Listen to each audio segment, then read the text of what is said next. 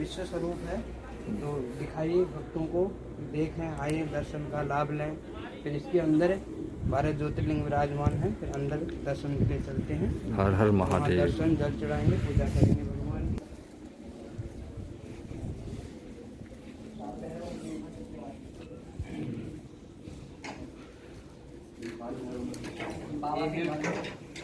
ये है भगवान मुंडेश्वर, इधर पर है, इनके दर्शन कराइए। हर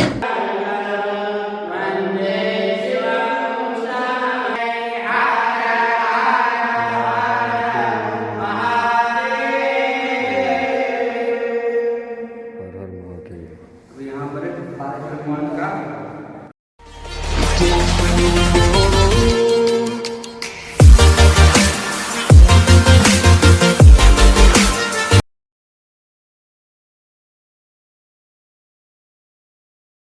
ऐसा हुआ जी। जब सन 2009 में भगवान की प्रेरणा हुई थी जी।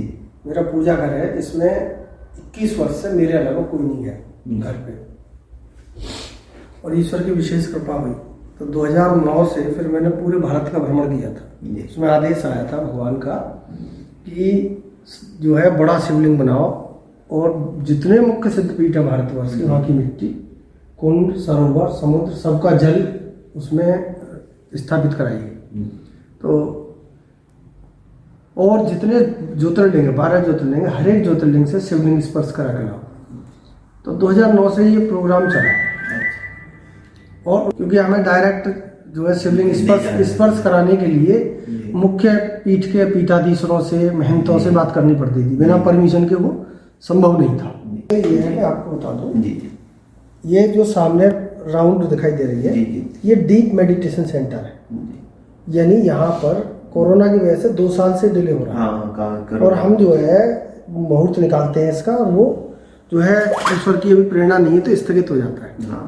इसमें हमने लाखों रुपए के रुद्राक्ष, स्फटिक, पिरामिड्स, अभिमंत्रित यंत्र, सोने चांदी के ताड़पत्र, भोजपत्र और लाखों रुद्राक्ष इसके अंदर पिलर्स में, लेंटर्स में और जो है दीवारों में टॉप तक दबाए अपने हाथों से दावे मैंने। इससे है सुपर एनर्जी क्रिएट हो। और ये जो नीचे का सारा पोर्शन है, जब तुम बताओगे तो ये सारा ध्यान के लिए रहेगा। यहाँ ईश्वर को 2 तरीके से हम पाते हैं, निराकार और साकार। साकार ये मूर्त रूप में हम उनकी कल्पना करते हैं, और निराकार ये है कि परमात्मा का कोई रूप नहीं है सच में, क्योंकि वो रूपवान भी है और बिना रूप के भी है। कोई जगह ऐसी नहीं है जहाँ भगवान ना हो। तो ईश्वर की इस व्यवस्था को यहाँ जो है प्रकाश में लाने के लिए ईश्वर की ही प्रेरणा हुई। अच्छा, इसकी 70 फीट ऊंचाई है। 70 फीट ऐसा नहीं, इससे और भी ऊंची हो सकती थी। ये सीधी प्रेरणा से 70 का मतलब है शरीर में 7 सेंटर्स होते हैं। हर सेंटर को जगाने के लिए, 7 सेंटर्स को जगाने के लिए ये वो जगह होगी जो हमारी पूरी हीलिंग कर देगी।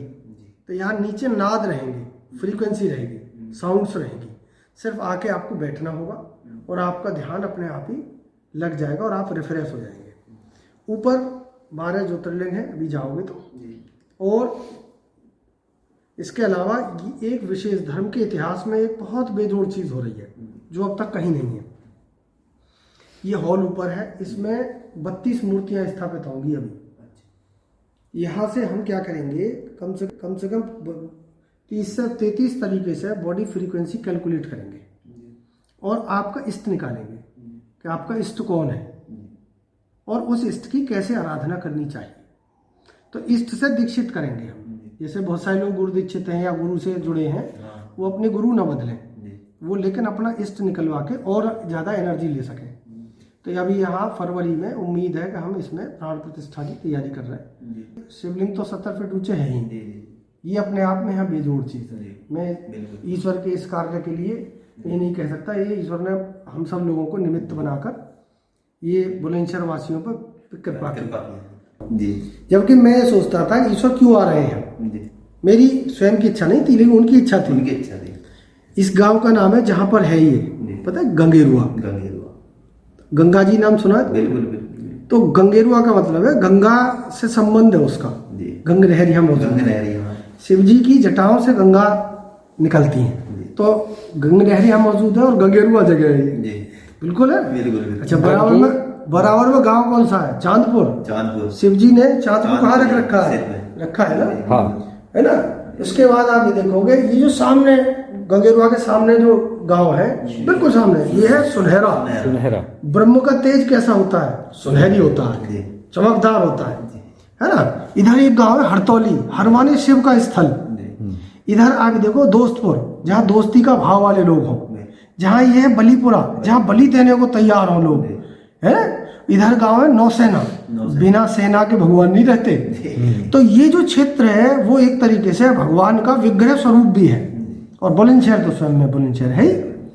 तो दूसरी, हमने यहाँ 7 किलोमीटर का परिक्रमा मार्ग बनाया है ईश्वर की प्रेरणा से। 5 साल हो गए उसको। 7 ही किलोमीटर निकला ऐसे राउंड। और उस पर हमने आज से 5 साल पहले बहुत सारे तीर्थों की मिट्टी जो हमने इकट्ठी की थी, मैंने पूरे पर डलवाई, गंगा जी की रेती में मिलवा के। 5 सोमवार पड़े थे जो उस ड्यूरेशन में। 5 सोमवार सावन में हमने, दूसरे सोमवार में हमने रुद्राक्ष दबाए रेडियस में पूरे में, आमंत्रित रुद्राक्ष।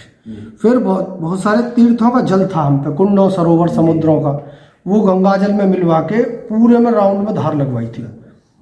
फिर मंत्रों से इसको आमंत्रित किया। 7 किलोमीटर का रेडियस है ये, जिसपे सावन में परिक्रमाएं लगती हैं। शरीर में 7 सेंटर्स होते हैं। 7 सेंटरों को जागृत करने के लिए ये सप्तकोशी परिक्रमा 7 किलोमीटर की। दूसरी, बम्बा और नहर के बीच में ये स्थल है।